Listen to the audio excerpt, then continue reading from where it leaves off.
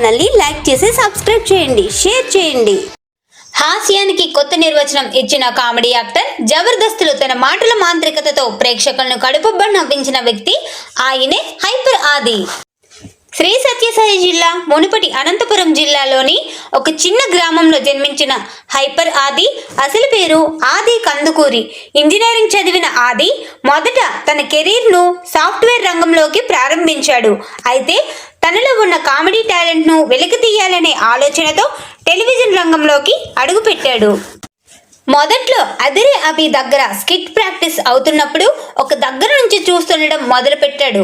అక్కడ నుంచి అదిరే అభి కంట్లో పడి తన స్కిట్లో చిన్న చోటు సంపాదించుకున్నాడు. అలాగే రైటర్గా చేస్తూ సపరేట్గా టీమ్ లీడర్ అయ్యాడు. అక్కడి నుంచి హైపర్ ఆది అనే నామకరణం టెలివిజన్ స్క్రీన్పై టీమ్ లీడర్గా ప్రత్యక్షమయ్యాడు. అలా ప్రేక్షకులను అలరిస్తూ తన వారితో ఇటు జడ్జీలతో కూడా జోకులతో నవ్విస్తూ ఉంటూ జబర్దస్త్ చేస్తుండగా శ్రీదేవి డ్రామా కంపెనీలో తనకంటూ ఒక పేరు ప్రఖ్యాతి సంపాదించుకున్నాడు.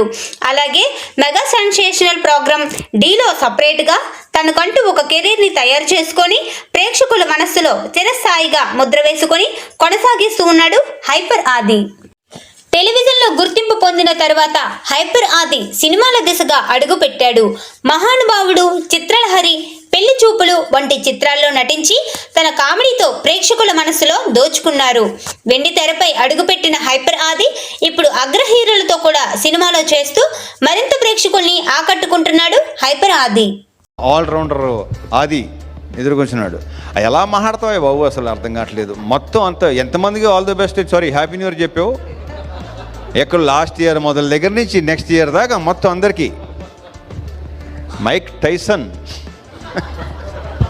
థ్యాంక్ యూ ఆది.